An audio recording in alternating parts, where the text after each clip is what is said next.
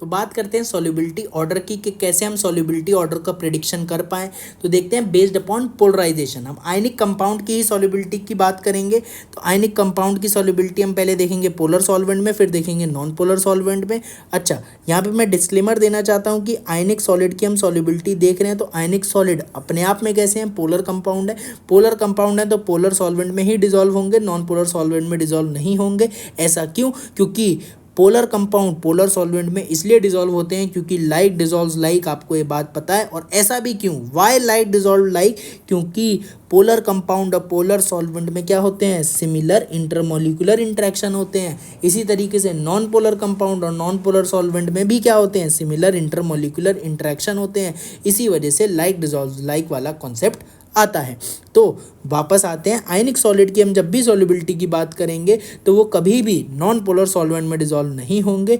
इसलिए जब हम नॉन पोलर सॉल्वेंट की भी बात करेंगे तो वो रिलेटिवली नॉन पोलर सॉल्वेंट होंगे वो पोलर ही, क्योंकि नॉन पोलर सॉल्वेंट में तो आयनिक कंपाउंड डिसॉल्व होगा ही नहीं। इसीलिए जब भी नॉन पोलर सॉल्वेंट की बात करेंगे वो रिलेटिवली नॉन पोलर होंगे, अंदर से देखेंगे तो वो पोलर ही होंगे।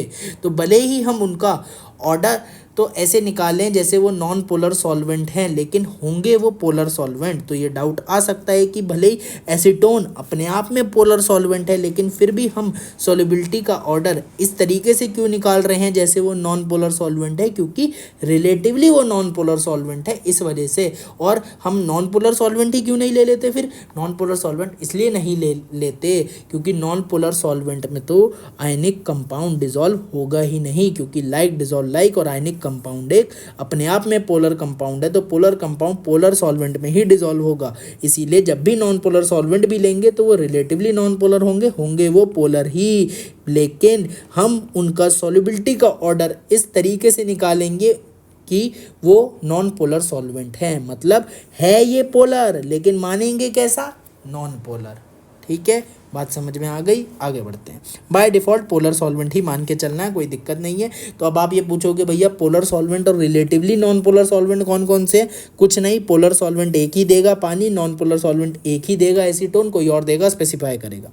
ठीक है, तो पोलर सॉल्वेंट में सॉल्युबिलिटी ज़्यादा करनी है मतलब पोलैरिटी ज़्यादा होनी चाहिए कंपाउंड में, पोलैरिटी ज़्यादा होनी चाहिए मतलब आयनिक कैरेक्टर ज़्यादा होना चाहिए, और आयनिक कैरेक्टर ज़्यादा होने के लिए पोलराइजेशन कम होनी चाहिए। नॉन पोलर सॉल्वेंट में सॉल्युबिलिटी ज़्यादा करनी है, रिलेटिवली बात हो रही है, ध्यान रखना रिलेटिवली नॉन पोलर सॉल्वेंट की बात हो रही है।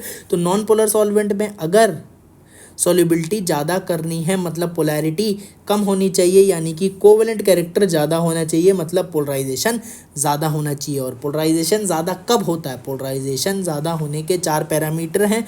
कैटायन, ठीक है, कैटायन पे चार्ज ज़्यादा, एनायन पे चार्ज ज़्यादा, और कैटायन पे चार्ज ज़्यादा होगा तो कैटायन का साइज़ कैसा होगा? छोटा होगा, और एनायन पे चार्ज ज़्यादा होगा तो एनायन का साइज़ कैसा होगा? बड़ा होगा। तो ये चारों पैरामीटर में से जब भी कोई चीज़ हो तो पोलराइजेशन ज़्यादा हो जाता है, और पोलराइजेशन ज़्यादा मतलब कोवेलेंट कैरेक्टर ज़्यादा और आयनिक कैरेक्टर कम। तो कैटायन पे चार्ज ज़्यादा होना चाहिए, एनायन पे चार्ज ज़्यादा होना चाहिए, और जब एनायन पे चार्ज ज़्यादा होगा तो साइज़ एनायन का बड़ा ही होगा, और कैटायन पे जब चार्ज ज़्यादा होगा तो कैटायन का साइज़ छोटा ही होगा। आइसो इलेक्ट्रॉनिक स्पीशीज़ के केस में हम ये बात याद करते हैं, इस तरीके से देखते हैं, समझते हैं। तो आप ऊपर वाले 2 चीज़ याद रखो कि पोलराइजेशन ज़्यादा होने के लिए कैटायन पे चार्ज ज़्यादा होना चाहिए और एनायन पे भी चार्ज ज़्यादा होना चाहिए, और बाकी दोनों आप इससे निकाल लो कि एनायन पे चार्ज ज़्यादा है तो एनायन का साइज़ बड़ा ही होगा, और कैटायन पे चार्ज ज़्यादा है तो कैटायन का साइज़ छोटा ही होगा। इससे आप निकाल सकते हो, वरना अगर आपको ज़्यादा दिक्कत है तो चारों ही याद कर लो, कोई ऐसी समस्या नहीं है। ठीक है, अब ऑर्डर देखते हैं कि पोलर सॉल्वेंट में, यानी कि पानी में अगर हमें ऑर्डर देखना है AgF, AgCl, AgBr, AgI का, तो भाई कैसे देखें इसे? पोलर सॉल्वेंट में बात कर रहे हैं तो पोलर सॉल्वेंट में पोलैरिटी ज़्यादा होनी चाहिए आयनिक कंपाउंड में, आयनिक सॉलिड में पोलैरिटी ज़्यादा होनी चाहिए मतलब आयनिक कैरेक्टर ज़्यादा होना चाहिए, आयनिक कैरेक्टर ज़्यादा होना चाहिए तो पोलराइजेशन कम होनी चाहिए। ठीक है, तो आयनिक कैरेक्टर किस में ज़्यादा है? जिसमें कोवेलेंट कैरेक्टर कम है, और कोवेलेंट कैरेक्टर कम होने के लिए पोलराइजेशन कम होनी चाहिए। कैटायन तो सब में कॉमन ही है, तो कैटायन से आंसर नहीं आएगा, कॉमन चीज़ें जवाब नहीं देती। एनायन पे चार्ज की बात करें तो चार्ज सब पे सेम है, बात है एनायन के साइज़ के ऊपर। एनायन का साइज़ बड़ा मतलब पोलराइजेशन ज़्यादा होगा, और एनायन का साइज़ छोटा मतलब पोलराइजेशन कम होगा। तो AgF में F माइनस एनायन का साइज़ सबसे छोटा है, तो F माइनस का साइज़ सबसे छोटा, एनायन का साइज़ छोटा मतलब पोलराइजेशन कम। पोलराइजेशन कम मतलब आयनिक कैरेक्टर ज़्यादा मतलब सॉल्युबिलिटी ज़्यादा इन पोलर सॉल्वेंट। तो AgF की सॉल्युबिलिटी सबसे ज़्यादा हो जाएगी, AgI की सॉल्युबिलिटी सबसे कम हो जाएगी। इसी तरीके से PbCl2 PbBr2 PbI2 में भी कंपेयर कर सकते हो। कैटायन सेम है, एनायन के ऊपर चार्ज भी सेम है, तो अगेन साइज से देखोगे एनायन का साइज जितना बड़ा, I माइनस का साइज सबसे बड़ा, एनायन का साइज बड़ा मतलब पोलराइजेशन ज़्यादा, और पोलराइजेशन ज़्यादा, I माइनस का साइज बड़ा मतलब पोलराइजेशन ज़्यादा मतलब आयनिक कैरेक्टर कम मतलब पोलर सॉल्वेंट में सॉल्युबिलिटी कम।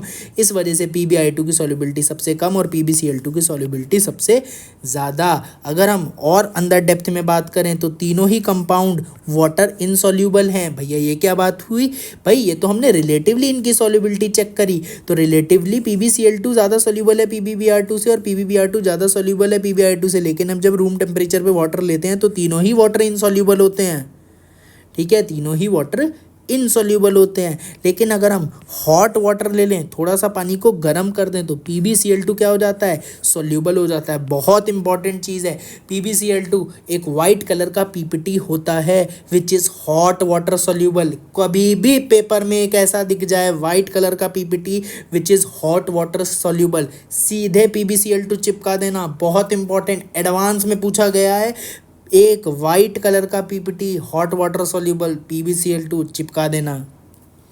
2-3 साल पहले भी एडवांस में पूछा गया है, ठीक है, तो ध्यान रखना।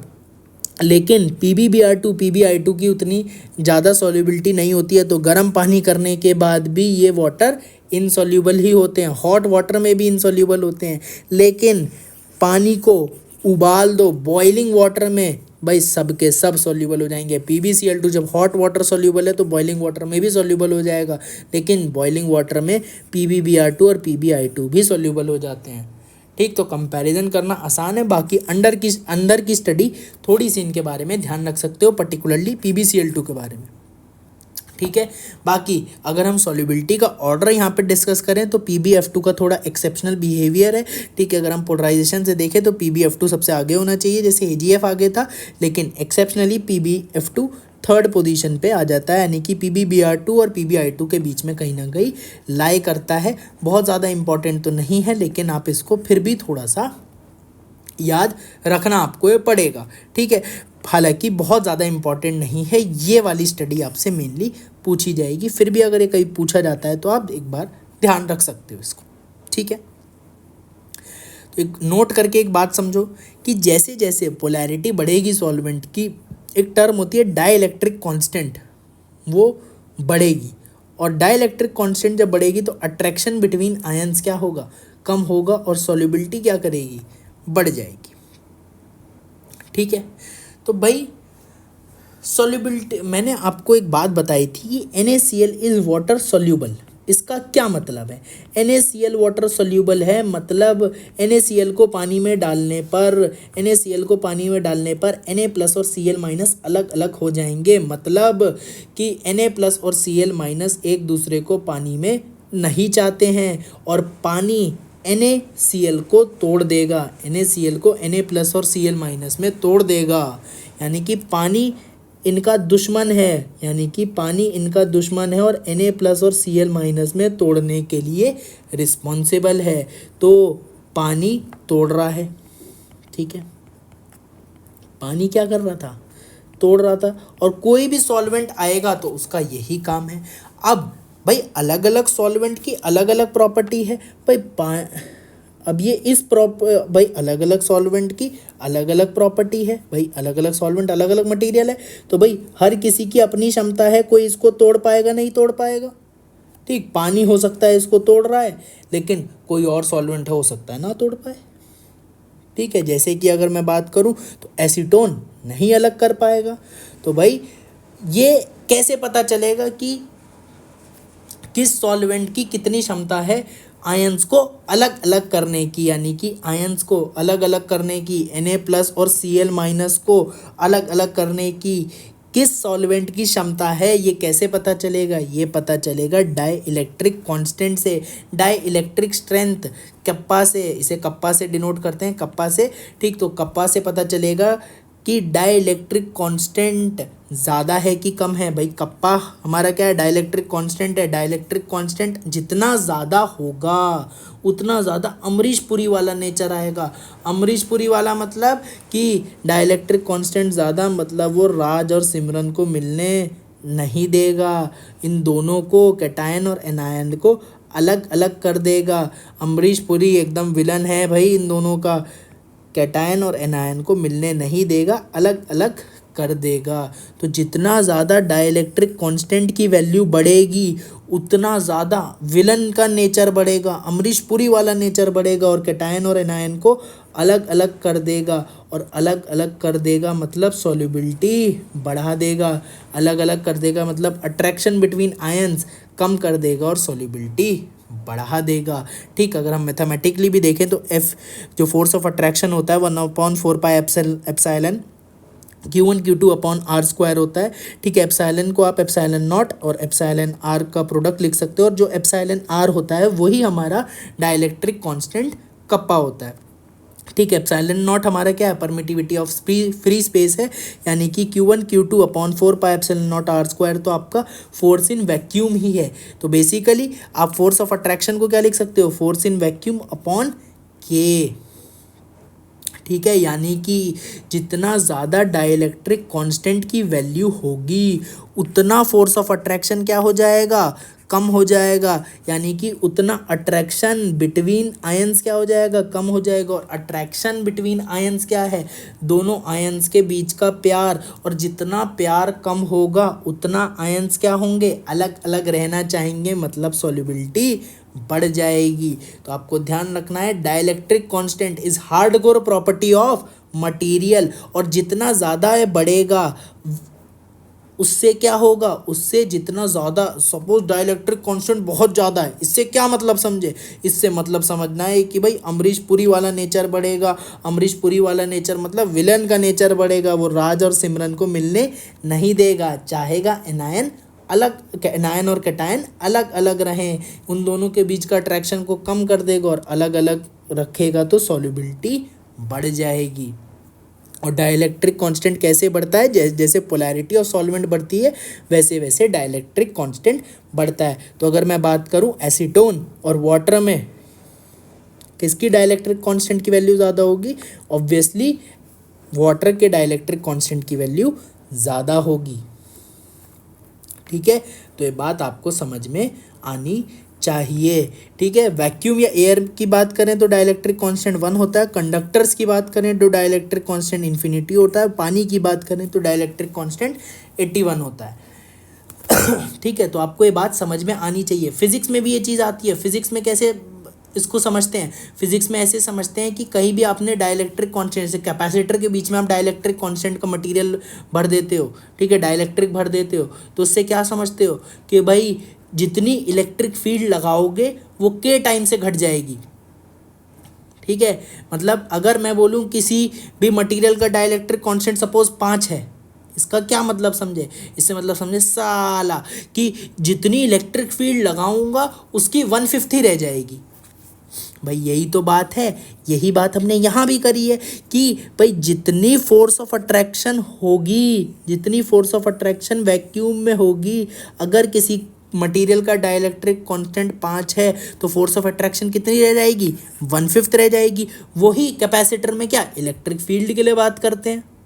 भाई सेम ही तो बात है कि अगर आप कोई कैपेसिटर लोगे उसमें डाइलेक्ट्रिक मटेरियल भर दोगे जिसका डाइलेक्ट्रिक कांस्टेंट की वैल्यू 5 है, तो उसके अंदर इलेक्ट्रिक फील्ड कितनी बचेगी? 150 बचेगी।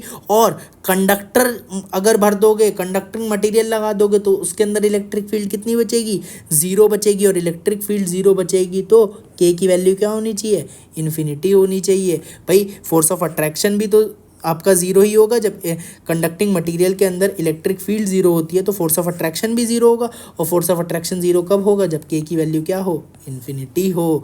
तो ये बात समझ में आनी चाहिए कि भाई जैसे कंडक्टर अपने अंदर इलेक्ट्रिक फील्ड को ज़ीरो कर देता है, वैसे ही डाइलेक्ट्रिक जो मटेरियल होता है वो भी इलेक्ट्रिक फील्ड को या फोर्स ऑफ अट्रैक्शन को कम कर देता है, लेकिन एकदम ज़ीरो नहीं कर पाता है, कुछ कम कर देता है। और किस टाइम से कम करता है, जो उसका डाइलेक्ट्रिक कांस्टेंट की वैल्यू होती है उस उतने टाइम से कम कर देता है। अगर डाइलेक्ट्रिक कांस्टेंट की वैल्यू 5 है तो इलेक्ट्रिक फील्ड 1/5 हो जाएगी, फोर्स ऑफ अट्रैक्शन 1/5 हो जाएगी। ये बात हुई, ऐसे आप समझते हो फिजिक्स में। और ध्यान रखना, dielectric constant is hardcore property of material. Chemistry के पर्सपेक्टिव से जितनी ज़्यादा पोलैरिटी ऑफ सॉल्वेंट होगी, यानी कि जितना ज़्यादा सॉल्वेंट पोलर होगा उतने ज़्यादा उसके डाइलेक्ट्रिक कांस्टेंट की वैल्यू होगी, और जितना ज़्यादा डाइलेक्ट्रिक कांस्टेंट होगा उतना ज़्यादा अमरीश पुरी नेचर बढ़ेगा,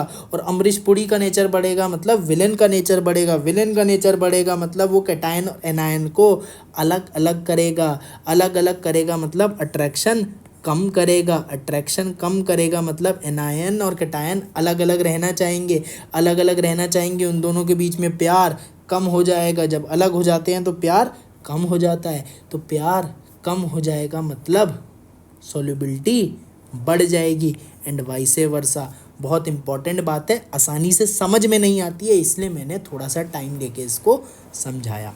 आगे बढ़ते हैं।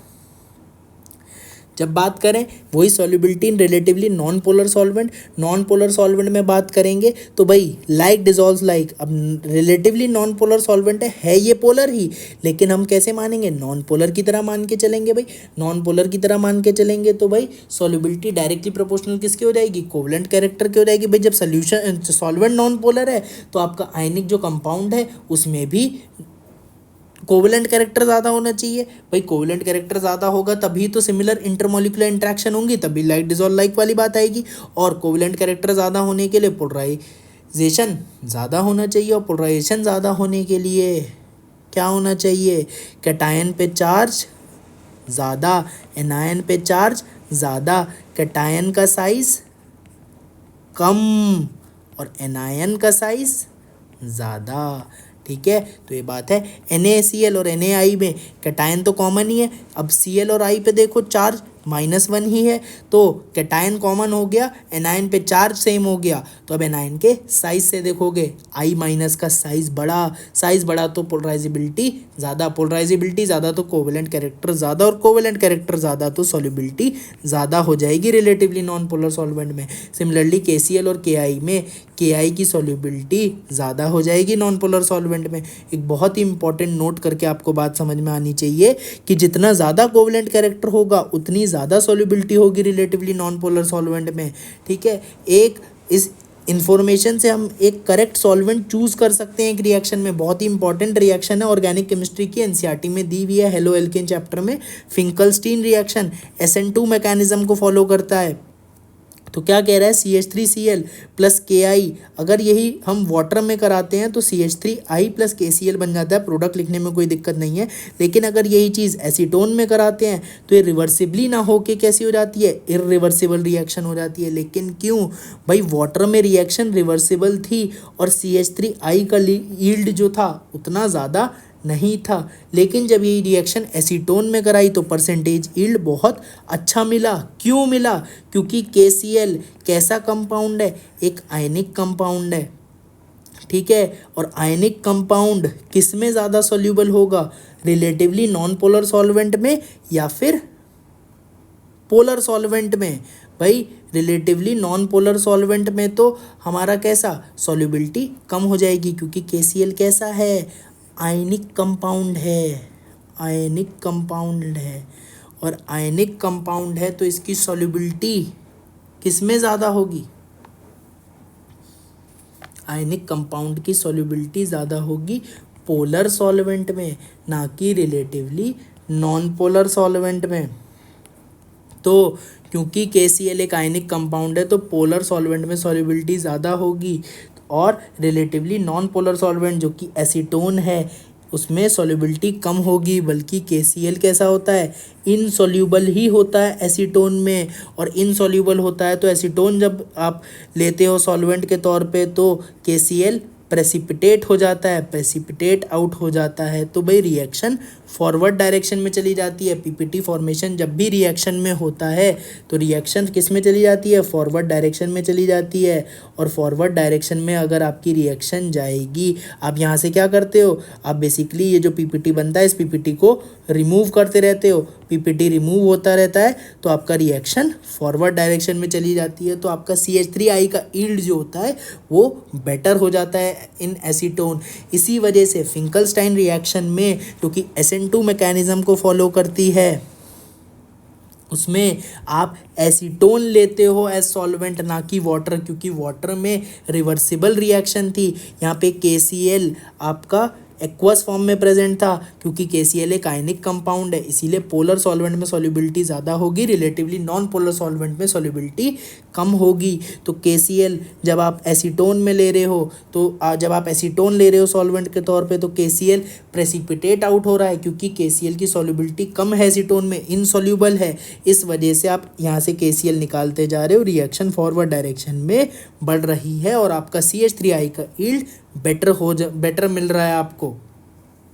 ठीक है, तो ये एक बहुत इंपॉर्टेंट चीज़ है, असर्शन रीज़न के फॉर्म में पूछी जा सकती है, रीजनिंग के फॉर्म में पूछी जा सकती है, बहुत इंपॉर्टेंट चीज़ है। आपको यहाँ पे बात ये समझ में आनी चाहिए। अब देखते हैं solubility order of S block ionic compound in a group. तो S ब्लॉक के आयनिक कंपाउंड की सॉल्युबिलिटी देखेंगे इन अ ग्रुप। तो दो चीज़ इसको गवर्न करती है, एक लैटिस एंथैल्पी, एक हाइड्रेशन एंथैल्पी। लैटिस एंथैल्पी जो होती है वो चार्ज अपॉन साइज के डायरेक्टली प्रोपोर्शनल होती है। बेसिकली आप इसे ऐसे याद रख सकते हो, charge on cation into charge of anion के directly proportional and inversely proportional to radius of cation plus radius of anion. ठीक है, ये बात आपको याद होनी चाहिए। ठीक है, अब ऐसे ही हाइड्रेशन एंथैल्पी भी चार्ज अपॉन साइज के डायरेक्टली प्रोपोर्शनल होती है, लेकिन हाइड्रेशन जो होता है वो कैटायन का अलग होता है, एनायन का अलग होता है। तो बेसिकली ये किसके डायरेक्टली प्रोपोर्शनल हो गई, charge on cation upon charge of anion plus charge of anion upon radius of anion. तो charge of cation upon radius of charge of cation upon radius of cation के directly proportional plus charge of anion upon radius of anion के directly proportional ये हो जाएगी। तो hydration enthalpy किसके directly proportional है, आपका charge on cation upon radius of cation plus charge of anion upon radius of anion के directly proportional हो जाएगी, क्योंकि हाइड्रेशन जो होता है वो कैटायन और एनायन का अलग अलग होता है। अब S ब्लॉक के आयनिक कंपाउंड की बात करेंगे ग्रुप में, तो ऑब्वियसली एनायन तो आपका कैसा होगा, एनायन आपका कोई फिक्स्ड होगा। भाई जब हम ग्रुप में जाएंगे तो ऊपर सपोज लिथियम फ्लोराइड, इस तरीके से बात करेंगे तो लिथियम फ्लोराइड, सोडियम फ्लोराइड, ठीक है, ग्रुप में बात कर रहे हैं पोटेशियम फ्लोराइड, तो चार्ज तो भाई सेम ही होगा। ठीक है भाई, Li पे +1, Na पे +1, K पे +1 और एनायन सेम ही है। भाई एनायन सेम ही है तभी तो हम ऑर्डर को डिस्कस करेंगे। तो फ्लोराइड पे भी चार्ज -1 होगा, इसकी जगह आप ऑक्साइड ले लो या कोई भी ले लो, कोई और भी चीज़ ले लो, सपोज सल्फेट भी ले लो, ठीक है, Li2SO4 हो जाएगा, Na2SO4 हो जाएगा। उस केस में भी क्या, कैटायन और एनायन का चार्ज तो सेम ही रहेगा, तो सेम ही है, तो कांस्टेंट बना हुआ है। तो चार्ज को तो फैक्टर को आप रिमूव ही कर दोगे, आप सिर्फ साइज फैक्टर से देखोगे कि डायरेक्टली प्रोपोर्शनल टू चार्ज है, लेकिन वो फैक्टर क्योंकि सेम है और कॉमन है, और कॉमन चीज़ें जवाब नहीं देती। जब भी आप ऑर्डर लिखते हो तो कॉमन चीज़ से कभी भी आंसर नहीं आएगा। तो आपका लैटिस एंथैल्पी आप इन्वर्सली प्रोपोर्शनल किसके हो जाएगी, radius of cation plus radius of anion के। सिमिलरली इधर भी हाइड्रेशन एंथैल्पी डायरेक्टली प्रोपोर्शनल हो जाएगी 1 upon radius of cation plus 1 upon radius of anion, क्योंकि चार्ज वाला फैक्टर कॉमन है और कॉमन चीज़ें जवाब नहीं देती। अब जनरली रेडियस ऑफ एनायन जो होता है वो बहुत ज़्यादा होता है रेडियस ऑफ कैटायन से, इस वजह से लैटिस एंथैल्पी आप लिख सकते हो अप्रॉक्सीमेटली इन्वर्सली प्रोपोर्शनल हो जाएगी रेडियस ऑफ एनायन के। सिमिलरली क्योंकि रेडियस ऑफ एनायन बहुत ज़्यादा है रेडियस ऑफ कैटायन से, इस वजह से हाइड्रेशन एंथैल्पी आपका ऑलमोस्ट क्या हो जाएगी, inversely proportional to radius of cation हो जाएगी। और जब आप टॉप टू बॉटम जाओगे तो भाई क्या होगा, लैटिस एंथैल्पी ऑलमोस्ट कांस्टेंट बनी रहेगी, क्योंकि एनायन तो आपका फिक्स्ड ही है भाई, LIF NAF KF जो हमने बात करी, तो एनायन तो फिक्स्ड ही है। तो रेडियस ऑफ एनायन क्या बदल रहा है टॉप टू बॉटम जाने पे? नहीं बदल रहा है। तो लैटिस एंथैल्पी ऑलमोस्ट कांस्टेंट है, लेकिन कम होगी। क्यों कम होगी? क्योंकि ऊपर से नीचे आ रहे हो तो रेडियस ऑफ कैटायन तो बढ़ रहा है, तो lattice enthalpy top to bottom जाने पे कम होगी, पर ऑलमोस्ट कांस्टेंट बनी रहेगी, क्योंकि रेडियस ऑफ एनायन बहुत ज़्यादा है रेडियस ऑफ कैटायन से।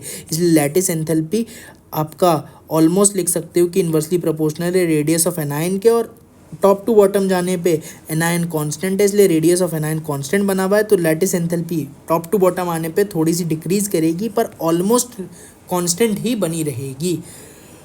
सिमिलरली हाइड्रेशन एंथैल्पी की बात करें टॉप टू बॉटम, तो रेडियस ऑफ कैटायन बढ़ रहा है, तो हाइड्रेशन एंथैल्पी डिक्रीज करेगी। ठीक है, तो यहाँ से हम ये बात समझ सकते हैं कि टॉप टू बॉटम जब हम जा रहे हैं तो लैटिस एंथैल्पी डिक्रीज कर रही है, हाइड्रेशन एंथैल्पी भी डिक्रीज कर रही है, लेकिन लैटिस एंथैल्पी ऑलमोस्ट कांस्टेंट बनी हुई है, मतलब लैटिस एंथैल्पी ग्रेजुअली डिक्रीज कर रही है, और हाइड्रेशन एंथैल्पी स्टीपली डिक्रीज कर रही है। यानी कि जब हम नीचे आ जाएंगे, यानी कि ऊपर लैटिस एंथैल्पी थी और हाइड्रेशन एंथैल्पी थी, जब हम नीचे आ गए तो लैटिस एंथैल्पी कम हो गई और हाइड्रेशन एंथैल्पी भी कम हो गई, लेकिन हाइड्रेशन एंथैल्पी क्या ज़्यादा कम हो गई? बिल्कुल ज़्यादा कम हो गई। और हाइड्रेशन एंथैल्पी बहुत ज़्यादा कम हो गई, मतलब सॉल्युबिलिटी कम हो जाएगी बहुत। तो नीचे आने पे सॉल्युबिलिटी क्या करेगी? घटेगी टॉप टू बॉटम। तो आपको ध्यान रखना है, generally solubility top to bottom क्या करती है? डिक्रीज करती है। Generally solubility top to bottom क्या करती है? डिक्रीज करती है। Generally solubility top to bottom क्या करती है? डिक्रीज करती है। क्यों डिक्रीज करती है? क्योंकि लैटिस एंथैल्पी ग्रेजुअली डिक्रीज करता है, पर हाइड्रेशन एंथैल्पी स्टीपली डिक्रीज करता है। ध्यान रखने वाली बात है कि on moving down in group, अगर रेडियस ऑफ एनायन जो कि जनरली ज़्यादा होता है रेडियस ऑफ कैटायन से, तो lattice enthalpy top to bottom decrease करेगी, हाइड्रेशन एंथैल्पी भी टॉप टू बॉटम डिक्रीज करेगी, और सॉल्युबिलिटी भी टॉप टू बॉटम डिक्रीज करेगी। तो जनरली ऊपर से नीचे जाने पे सॉल्युबिलिटी डिक्रीज करती है। और रीज़न क्या है कि भले ही दोनों ही डिक्रीज कर रही हैं, लैटिस एंथैल्पी भी हाइड्रेशन एंथैल्पी भी, लेकिन लैटिस एंथैल्पी ऑलमोस्ट कॉन्स्टेंट बनी हुई है, तो हाइड्रेशन एंथैल्पी स्टीपली डिक्रीज कर रही है और लैटिस एंथैल्पी ग्रेजुअली डिक्रीज कर रही है। और क्योंकि लैटिस एंथैल्पी ऑलमोस्ट कॉन्स्टेंट बनी हुई है, इसलिए हाइड्रेशन एंथैल्पी कैसा है? डोमिनेटिंग फैक्टर है। हाइड्रेशन एंथैल्पी डोमिनेटिंग फैक्टर है। तो हाइड्रेशन एंथैल्पी क्योंकि टॉप टू बॉटम डिक्रीज कर रही है, और यानी कि नीचे हाइड्रेशन एंथैल्पी कम, ऊपर हाइड्रेशन एंथैल्पी ज़्यादा, और हाइड्रेशन एंथैल्पी जहाँ ज़्यादा वहाँ सॉल्युबिलिटी ज़्यादा, हाइड्रेशन एंथैल्पी जहाँ कम वहाँ सॉल्युबिलिटी कम। हाइड्रेशन एंथैल्पी ही गवर्निंग फैक्टर है, वहीं से आप आंसर बता दोगे। तो टॉप टू बॉटम जाने पे सॉल्युबिलिटी डिक्रीज करेगी, जनरली सॉल्युबिलिटी डिक्रीज करेगी। अगर radius of anion radius of cation के ऑलमोस्ट कंपेरेबल होगा, तब भी होगा तो वही कि lattice enthalpy top to bottom जाने पे डिक्रीज करेगी, hydration enthalpy top to bottom जाने पे डिक्रीज करेगी, लेकिन सॉल्युबिलिटी टॉप टू बॉटम जाने पे इंक्रीज हो जाएगी। ऐसा क्यों? क्योंकि लैटिस एंथैल्पी डिक्रीज कर रही थी, उल्टा हो जाएगा। लैटिस एंथैल्पी डिक्रीज कर रही थी, हाइड्रेशन एंथैल्पी भी डिक्रीज कर रही थी, लेकिन अब खेल दूसरा है, वो साल दूसरा था, ये साल दूसरा है। लैटिस एंथैल्पी अब स्टीपली डिक्रीज कर रही है, और हाइड्रेशन एंथैल्पी अब ग्रेजुअली डिक्रीज कर रही है। आप चाहो तो पूरा एनालिसिस कर सकते हो, लेकिन कंक्लूजन याद रखना ज़रूरी है। हाइड्रेशन एंथैल्पी अब ग्रेजुअली डिक्रीज कर रही है, तो लैटिस एंथैल्पी डोमिनेटिंग फैक्टर है। तो ऊपर से नीचे आने पे लैटिस एंथैल्पी क्या करेगी? आपकी स्टीपली डिक्रीज करेगी, यानी कि लैटिस एंथैल्पी ऊपर ज़्यादा और नीचे लैटिस एंथैल्पी कम, और लैटिस एंथैल्पी कम मतलब सॉल्युबिलिटी ज़्यादा, लैटिस एंथैल्पी ज़्यादा मतलब सॉल्युबिलिटी कम। तो लैटिस एंथैल्पी से ही आप आंसर निकाल ले जाओगे कि लैटिस एंथैल्पी ज़्यादा मतलब सॉल्युबिलिटी कम, और लैटिस एंथैल्पी कम मतलब सॉल्युबिलिटी ज़्यादा। तो ऊपर से नीचे जाने पे सॉल्युबिलिटी क्या करेगी? बढ़ेगी। किन केस में? जब रेडियस ऑफ एनायन कंपेरेबल होगा रेडियस ऑफ कैटायन के।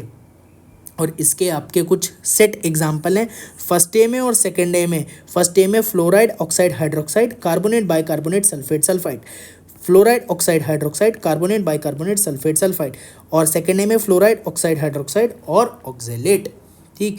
इन एनायंस के केस में सॉल्युबिलिटी टॉप टू बॉटम जाने पे क्या करेगी, बढ़ेगी, और जनरली टॉप टू बॉटम जाने पे सॉल्युबिलिटी घटेगी। इसका याद करने का तरीका है 7 4 3 2 2 1। आपको ध्यान रखना होगा कि फर्स्ट ए में 7 है एनायन, सेकंड ए में 4 है एनायन, और 3 ऐसे हैं जो कॉमन हैं, fluoride oxide hydroxide, fluoride oxide hydroxide, fluoride oxide hydroxide. ठीक, फ्लोराइड ऑक्साइड हाइड्रोक्साइड कॉमन है।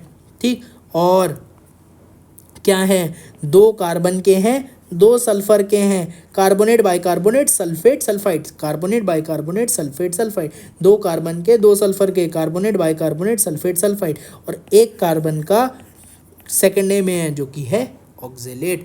तो फर्स्ट ए में 7 एनायन है, कौन से 7 एनायन है, किस चीज़ के 7 एनायन है कि भाई ऊपर से नीचे जाने पे इनकी सॉल्युबिलिटी इंक्रीज करती है। तो फर्स्ट ए में fluoride oxide hydroxide carbonate bicarbonate sulphate sulphide, first A में 7 है, सेकंड ए में 4 है। 3 कॉमन वाले कौन से हैं, 3 कॉमन वाले कौन से हैं, fluoride oxide hydroxide, fluoride oxide hydroxide. 2 carbon के हैं, कार्बोनेट बाइकार्बोनेट, 2 सल्फर के हैं फर्स्ट ए में, सल्फेट और सल्फाइड, और 1 आपका सेकेंड ए में है कार्बन का जो कि है ऑक्जेलेट। इनके केस में टॉप टू बॉटम जाने पे सॉल्युबिलिटी इंक्रीज करेगी। क्यों, क्योंकि लैटिस एंथैल्पी डोमिनेटिंग फैक्टर होता है, लैटिस एंथैल्पी स्टीपली घटती है। ठीक है, तो ये बात आपको समझ में आनी चाहिए। ठीक है, और एक चीज़ और है कि जैसे जैसे size difference between cation and anion बढ़ता है वैसे वैसे सॉल्युबिलिटी बढ़ती है। वही चीज़ है, उसको थोड़ा अलग से कह रहे हैं, ये स्टेटमेंट बेस्ड क्वेश्चन के फॉर्म में पूछा जा सकता है कि जैसे जैसे साइज डिफरेंस बढ़ता है कैटायन और एनायन का वैसे वैसे सॉल्युबिलिटी बढ़ेगी। भाई जब रेडियस ऑफ एनायन बहुत ज़्यादा था रेडियस ऑफ कैटायन से, जो कि जनरली होता है, तो टॉप टू बॉटम जाने पे साइज डिफरेंस घटता है, इस वजह से सॉल्युबिलिटी घटती है। और जब रेडियस ऑफ एनायन कंपेरेबल था रेडियस ऑफ कैटायन के, फर्स्ट ए में 7 एनायन और सेकंड ए में 4 एनायन, 3 कॉमन कौन से थे, fluoride oxide hydroxide, fluoride oxide hydroxide. ठीक है, 3 कॉमन थे, कौन से, फ्लोराइड ऑक्साइड हाइड्रोक्साइड, और 2 फर्स्ट ए में कौन से थे, कार्बन के, कार्बोनेट और बाइकार्बोनेट, और 2 कौन से थे, सल्फर के, सल्फेट और सल्फाइड, 1 सेकेंड ए में था ऑक्जेलेट। तो उन 7 एनायन के केस में क्या होता है, रेडियस ऑफ एनायन कंपेरेबल होता है रेडियस ऑफ कैटायन के, और टॉप टू बॉटम जाने पे साइज डिफरेंस बढ़ता है, इस वजह से सॉल्युबिलिटी बढ़ती है। इसको ऐसे समझ सकते हो कि मोटा मोटे के साथ स्टेबल है और छोटा छोटे के साथ स्टेबल है। भाई मोटा मोटे के साथ स्टेबल है मतलब ये दोनों अलग होना नहीं चाहते हैं। यहाँ पे साइज डिफरेंस ज़्यादा है, साइज डिफरेंस ज़्यादा है मतलब अलग होने की टेंडेंसी ज़्यादा है, और अलग होने की टेंडेंसी ज़्यादा है मतलब सॉल्युबिलिटी ज़्यादा है। इस वजह से टॉप टू बॉटम जाने पे इस केस में सॉल्युबिलिटी क्या हो रही है, घट रही है। और यहाँ पे छोटा छोटे के साथ स्टेबल है, मतलब जैसे जैसे आप नीचे जा रहे हो वैसे वैसे साइज डिफरेंस बढ़ रहा है, और साइज डिफरेंस अगर बढ़ रहा है तो इसकी स्टेबिलिटी कम हो रही है, मतलब अलग होने की टेंडेंसी बढ़ रही है, अलग होने की टेंडेंसी बढ़ रही है मतलब सॉल्युबिलिटी बढ़ रही है। तो छोटा छोटे के साथ स्टेबल, मोटा मोटे के साथ स्टेबल, जैसे जैसे साइज डिफरेंस बढ़ेगा कैटायन और एनायन के बीच वैसे वैसे सॉल्युबिलिटी बढ़ेगी। आगे बढ़ते हैं, क्वेश्चन ट्राई करिए। ठीक है, तो देखिए अब मिलाइए। ठीक है, on moving down the group fate of solubility क्या होगा। ठीक है, नाइन देयर नाइट्रेट आपका जनरली सॉल्युबिलिटी ऊपर से नीचे जाने पे डिक्रीज होगी। पर क्लोरेट जनरली सॉल्युबिलिटी ऊपर से नीचे जाने पे डिक्रीज होगी। फ्लोराइड आपका आता है 74321 74321 में ये चीज़ आती है क्या, बिल्कुल आती है 74321। 3 जो कॉमन है उसमें क्या थे, फ्लोराइड ऑक्साइड हाइड्रोक्साइड, तो ऊपर से नीचे जाने पे इन दोनों के केस में क्या होगा, सॉल्युबिलिटी बढ़ेगी। तो 74321, तो फ्लोराइड के केस में, इवन ऑक्साइड के केस में, हाइड्रोक्साइड के केस में टॉप टू बॉटम जाने पे दोनों ही फर्स्ट ए और सेकंड ए में सॉल्युबिलिटी क्या करेगी, बढ़ेगी। ब्रोमाइड के केस में अगेन नॉर्मल केस है, टॉप टू बॉटम जाने पे क्या होगा, सॉल्युबिलिटी घटेगी, चाहे फर्स्ट ए हो सेकंड ए हो। सल्फेट फर्स्ट ए में सॉल्युबिलिटी क्या करेगी, ऊपर से नीचे जाने पे बढ़ेगी, सेकंड ए में घटेगी। बाइकार्बोनेट फर्स्ट ए में बढ़ेगी, सेकंड ए में घटेगी, ऊपर से नीचे जाने पे फर्स्ट ए में बढ़ेगी, सेकंड ए में घटेगी। कार्बोनेट अगेन फर्स्ट ए में बढ़ेगी, सेकंड ए में घटेगी, ठीक है। फर्स्ट ए में बढ़ेगी, सेकंड ए में घटेगी, ठीक है। ये सेकंड ए, ठीक है।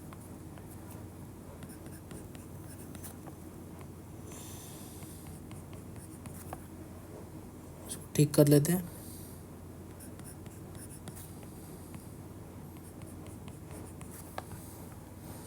ठीक है। तो कार्बोनेट फर्स्ट ए में बढ़ेगी, सेकंड ए में घटेगी, दो कॉमन में आता है, दो कार्बन के थे कार्बोनेट और बाइकार्बोनेट फर्स्ट ए में, और दो सल्फर के थे, एक सल्फेट और एक सल्फाइट, ठीक है। तो सल्फेट सल्फाइट के केस में भी यही होगा, फर्स्ट ए में बढ़ेगी, सेकंड ए में घटेगी। देखो सल्फाइट है, फर्स्ट ए में बढ़ेगी, सेकंड ए में घटेगी।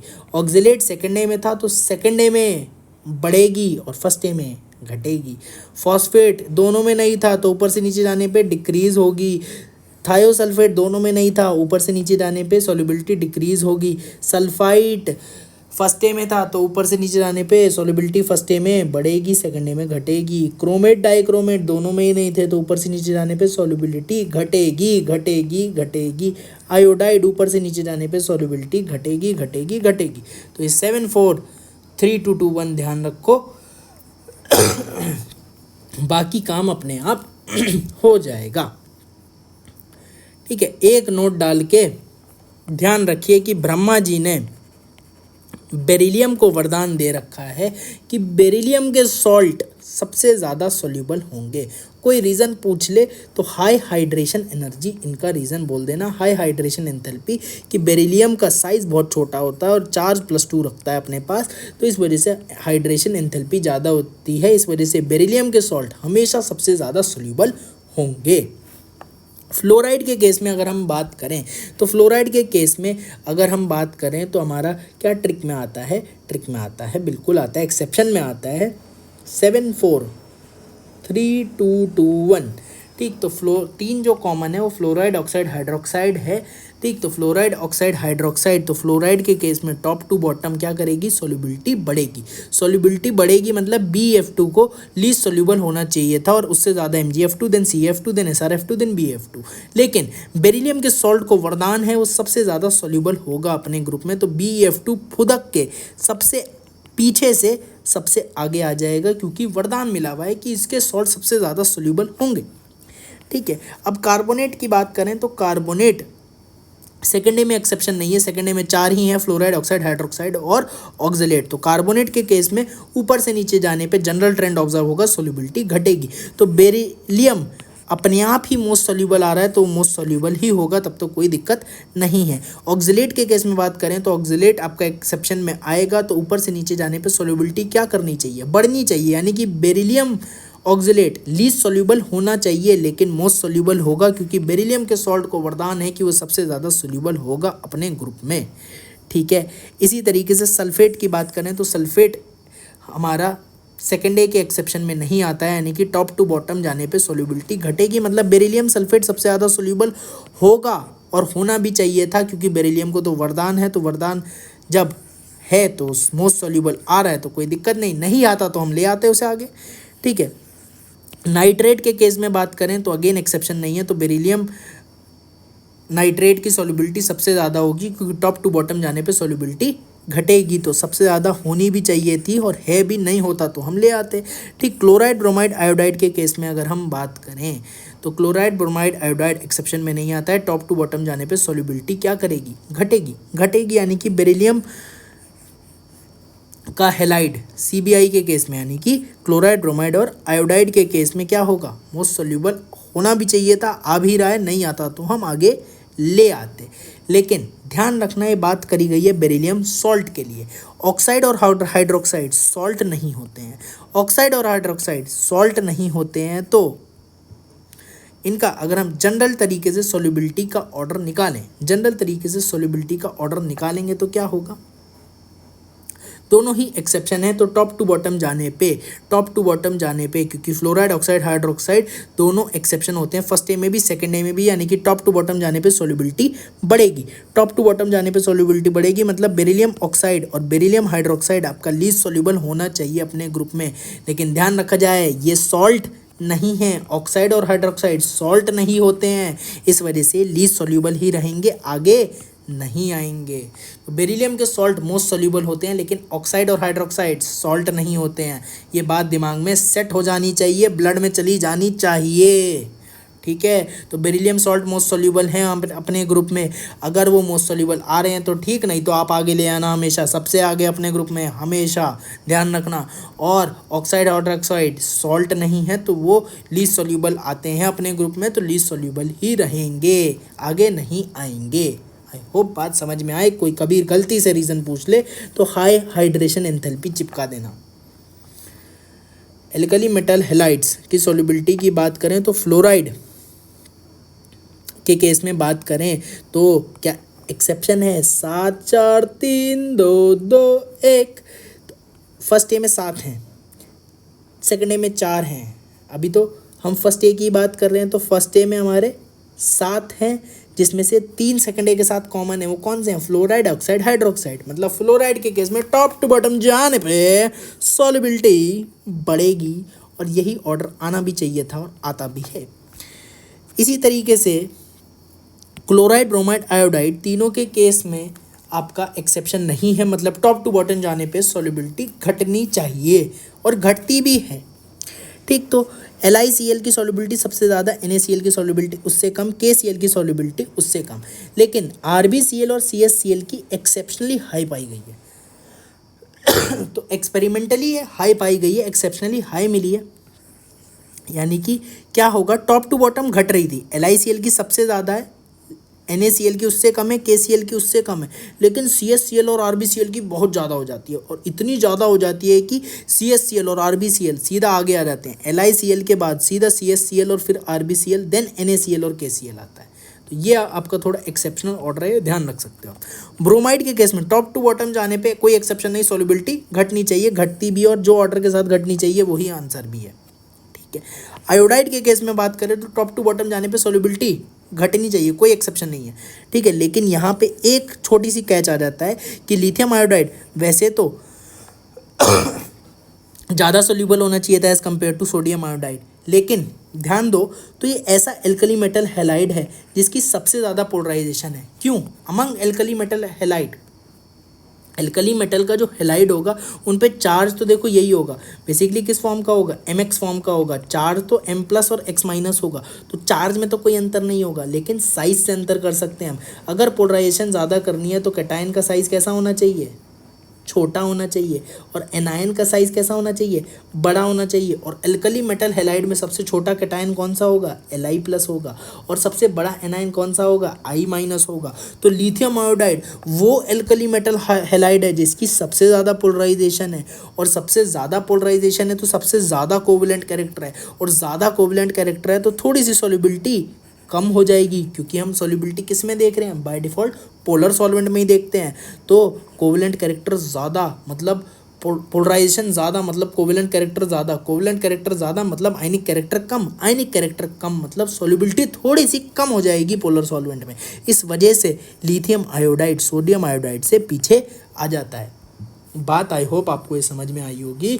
ध्यान रखना, फ्लोराइड और ब्रोमाइड में तो वही ऑर्डर आता है एल्कली मेटल हैलाइड के केस में सॉल्युबिलिटी का जो आना चाहिए। फ्लोराइड एक्सेप्शन था तो टॉप टू बॉटम इंक्रीज करती है सॉल्युबिलिटी, ब्रोमाइड एक्सेप्शन नहीं था तो टॉप टू बॉटम डिक्रीज करती है सॉल्युबिलिटी। क्लोराइड और आयोडाइड में भी अगर आप बात करो तो ऐसे वन वर्ड में पूछा जाए तो टॉप टू बॉटम डिक्रीज ही कर रही है, लेकिन एक लिथियम आयोडाइड आपका एक्सेप्शनली एक पीछे आ जाता है। और यहाँ पे तो थोड़ा अलग ही चीज़ आ जाती है कि RbCl और CsCl exceptionally high solubility show करते हैं। लिथियम क्लोराइड के बाद CsCl और RbCl आता है, फिर कहीं जाके NaCl और KCl आता है। इसमें ध्यान रखो कि ये आपका सेंटर पॉइंट है और यहाँ से इस टाइप की यहाँ पे पाई जाती है। इससे पहले इधर ये वाला एरो और इधर इसके बाद ये वाला एरो, ठीक। और ये आपके काफ़ी ज़्यादा होते हैं, LiCl के बाद यही आ जाते हैं।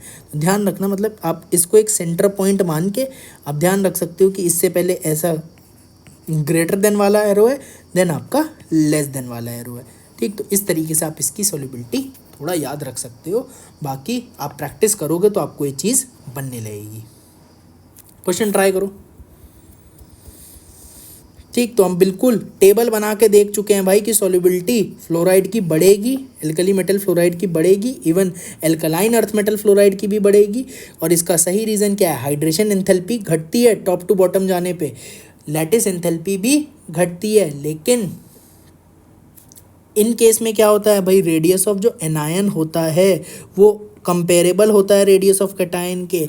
आपका लैटिस एंथैल्पी में जो डिक्रीज होता है वो ज़्यादा रैपिड होता है, इस वजह से लैटिस एंथैल्पी ही डोमिनेटिंग फैक्टर होता है। तो सी ऑप्शन आ जाएगा। ये क्वेश्चन ट्राई करो, पॉज करो, देखो कैसे होगा। तो भाई करेक्ट सॉल्युबिलिटी का ऑर्डर पूछ रहा है आपसे, तो ठीक है, सबसे पहले तो आप ये लिख लिया करो 7 4 3 2 2 1, ये लिख लिया। अब देखो कार्बोनेट की बात कर रहा है, किस में? सेकेंड ए में। ठीक है, तो सेकेंड ए में तो कोई दिक्कत ही नहीं है, कार्बोनेट एक्सेप्शन होता ही नहीं है, सिर्फ फ्लोराइड, ऑक्साइड, हाइड्रोक्साइड और ऑक्जेलेट होता है। तो सेकेंड ए में टॉप टू बॉटम जाने पे सॉल्युबिलिटी घटेगी, सॉल्युबिलिटी घटेगी, तो ये घट भी रही है, तो ये ऑप्शन ठीक है। इसी तरीके से फर्स्ट ए में देखें तो कार्बोनेट एक्सेप्शन होता है, दो होते हैं कार्बन वाले, कार्बोनेट और बाइकार्बोनेट, तो टॉप टू बॉटम जाने पे सॉल्युबिलिटी बढ़ेगी और बढ़ भी रही है, तो ये ऑप्शन भी सही है। इसी तरीके से फर्स्ट ए के कार्बोनेट में टॉप टू बॉटम जाने पे सॉल्युबिलिटी बढ़ेगी और बढ़ भी रही है, तो ये ऑप्शन भी ठीक है। फर्स्ट ए के कार्बोनेट ही है अगेन, तो टॉप टू बॉटम जाने पे सॉल्युबिलिटी बढ़ेगी, लेकिन इसमें तो क्या घट रही है, तो डी फोर्थ ऑप्शन तो हो ही नहीं सकता। तो फोर्थ तो हो ही नहीं सकता, तो ए भी नहीं हो सकता, बी भी नहीं हो सकता, सी भी नहीं हो सकता, डी आंसर हो जाएगा। आगे बढ़िए, ठीक है, क्वेश्चन ट्राई कीजिए। क्या कह रहा है? AgCl लेस सॉल्यूबल होगा than AgF in water. Water क्या है हमारा? पोलर सॉल्वेंट है, तो पोलर सॉल्वेंट में सॉल्युबिलिटी ज़्यादा करने के लिए आयनिक कैरेक्टर ज़्यादा, मतलब पोलराइजेशन कम। पोलराइजेशन कम कैसे होगा? कैटायन तो कॉमन है, आपका एनायन पे चार्ज भी कॉमन है, तो एनायन का साइज से देखना पड़ेगा हमें। पोलराइजेशन क्या करना है? कम करना है, और पोलराइजेशन कम के लिए एनायन का साइज़ कैसा होना चाहिए? कम होना चाहिए, तभी सॉल्युबिलिटी ज़्यादा होगी। तो एनायन का साइज़ किसका कम है? F माइनस का कम है, तो इसकी सॉल्युबिलिटी ज़्यादा होगी, तो AgF की सॉल्युबिलिटी ज़्यादा होगी AgCl से इन वाटर। हमने देखा भी था एग्जाम्पल ये। इसी तरीके से KCl और Ki में एसीटोन में पूछ रहा है, ठीक, एसीटोन में यानी कि रिलेटिवली नॉन पोलर सॉल्वेंट में पूछ रहा है, तो सॉल्युबिलिटी डायरेक्टली प्रोपोर्शनल किसके हो जाएगी? कोवलेंट कैरेक्टर के। और कोवलेंट कैरेक्टर किसके डायरेक्टली प्रोपोर्शनल है? पोलराइजेशन के, और पोलराइजेशन ज़्यादा होने के लिए एनायन का साइज बड़ा, तो KCl लेस सॉल्युबल हो जाएगा देन Ki इन एसीटोन। तो आपका ये भी ठीक है, ये भी ठीक है, हमें इनकरेक्ट स्टेटमेंट पता करना है।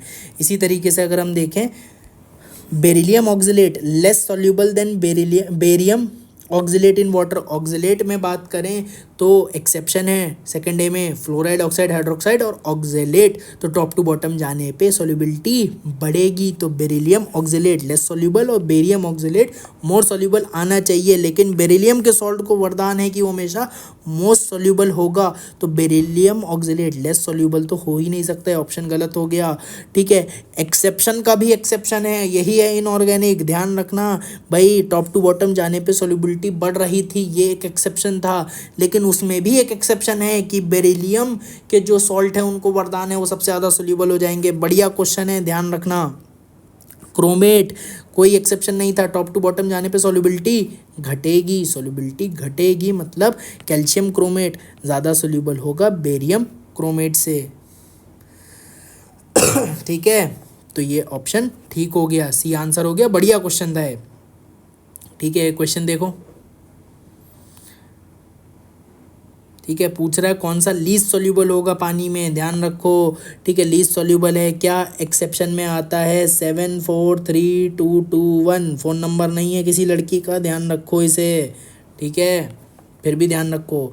ठीक है, तो हमसे पूछ रहा है सेकेंड ए में। ठीक है, सेकेंड ए के ऑप्शन है फ्लोराइड्स में, फ्लोराइड एक्सेप्शन है, फ्लोराइड, ऑक्साइड, हाइड्रोक्साइड और ऑक्जेलेट, तो टॉप टू बॉटम जाने पे सॉल्युबिलिटी बढ़ेगी। तो बेरिलियम फ्लोराइड लीस्ट सॉल्युबल होना चाहिए था, लेकिन इसको वरदान है कि सबसे ज़्यादा सोल्यूबल होगा, तो मैग्नीशियम फ्लोराइड फिर आंसर हो जाएगा। सोल्यूबिलिटी का ऑर्डर क्या होगा? Magnesium fluoride, then calcium fluoride, then sodium fluoride और सबसे ज़्यादा बेरिलियम फ्लोराइड। ठीक है, तो मैग्नीशियम फ्लोराइड आंसर हो जाएगा। अगेन एक्सेप्शन का भी एक्सेप्शन, ट्राई करो। क्या कह रहा है क्वेश्चन में कि एक पेयर ऑफ कंपाउंड बताओ जिसमें पहला कंपाउंड की लैटिस एनर्जी ज़्यादा हो as compare to second compound पर सॉल्युबिलिटी कम हो। ठीक है, सॉल्युबिलिटी कम होनी चाहिए पहले कंपाउंड की, यानी कि दूसरे कंपाउंड की सॉल्युबिलिटी ज़्यादा होनी चाहिए। ठीक है, दूसरे कंपाउंड की सॉल्युबिलिटी ज़्यादा होनी चाहिए। तो बेरिलियम क्लोराइड और बेरियम क्लोराइड में पहले कंपाउंड की सॉल्युबिलिटी कम है? नहीं है, पहले कंपाउंड की सॉल्युबिलिटी ज़्यादा है। बेरिलियम है, बेरिलियम के सॉल्ट को वरदान है, तो पहला ऑप्शन तो हो ही नहीं सकता। ठीक है, इसी तरीके से बाइकार्बोनेट में देखें तो फर्स्ट ए में क्या, पहले तो आपका नंबर क्या है, आपका मैजिकल नंबर 7 4 3 2 2 1। तो फर्स्ट ए में 7 हैं, फ्लोराइड ऑक्साइड हाइड्रोक्साइड ये कॉमन है, और 2 कार्बन के हैं, कार्बोनेट और बाइकार्बोनेट, और 2 सल्फर के हैं, सल्फेट और सल्फाइट। ठीक है, तो कार्बोनेट और बाइकार्बोनेट यानी कि टॉप टू बॉटम जाने पे सॉल्युबिलिटी बढ़ेगी।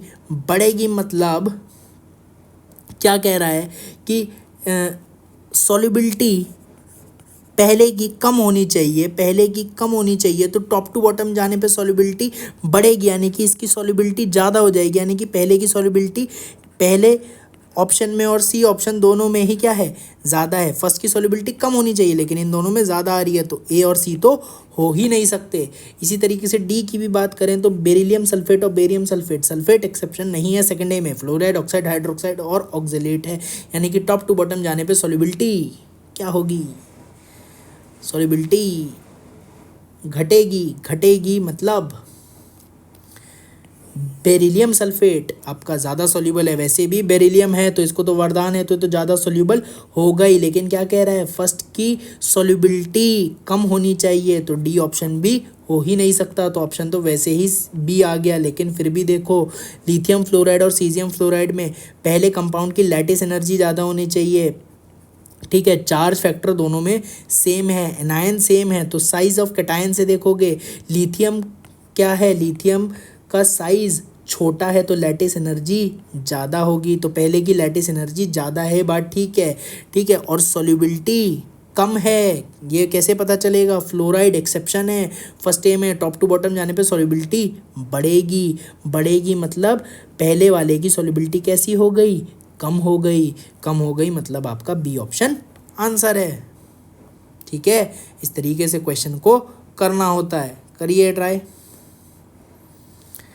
इनकरेक्ट ऑर्डर ऑफ सॉल्युबिलिटी हमसे पूछ रहा है, इनकरेक्ट ऑर्डर ऑफ सॉल्युबिलिटी क्या कैसे निकालोगे, आपका सेकंड ए दिया है, सेकंड ए में कार्बोनेट में पहले तो मैजिकल नंबर लिखो 7 4 3 2 2 1। ठीक है, तो सेकंड ए में कार्बोनेट एक्सेप्शन नहीं है, टॉप टू बॉटम जाने पे सॉल्युबिलिटी घटेगी, टॉप टू बॉटम जाने पे सॉल्युबिलिटी घटेगी। कार स्कूटर बाप यानी कि टॉप टू बॉटम जा रहा है और सॉल्युबिलिटी घट रही है, तो ये तो ठीक है।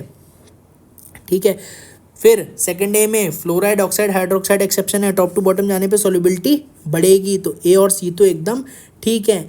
अगेन सेकंड ए में टॉप टू बॉटम जाने पे फ्लोराइड में fluoride oxide hydroxide oxalate exception है, यानी कि टॉप टू बॉटम जाने पे सॉल्युबिलिटी बढ़ेगी, तो ठीक है, ए सी और डी तीनों ही ठीक हैं। सल्फेट सेकंड ए में एक्सेप्शन नहीं है, तो टॉप टू बॉटम जाने पे सॉल्युबिलिटी घटेगी, लेकिन इसमें बढ़ रही है, तो ये गलत हो गया, बी ऑप्शन हो गया।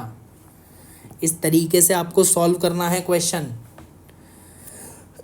ठीक है, आई होप आपको सॉल्युबिलिटी का ऑर्डर निकालना आया होगा, पोलराइजेशन से भी, और कैसे हाइड्रेशन एंथैल्पी लैटिस एंथैल्पी से करते हैं, आपको बार बार चीज़ें सेट करनी पड़ेंगी, एक्सेप्शन दिमाग में सेट करने पड़ेंगे, तब जाके आप सॉल्युबिलिटी के क्वेश्चंस में चैंपियन बनोगे। प्रैक्टिस करते रहो, लिख लिख के प्रैक्टिस करो इनऑर्गेनिक में, तब चैंपियन बनोगे।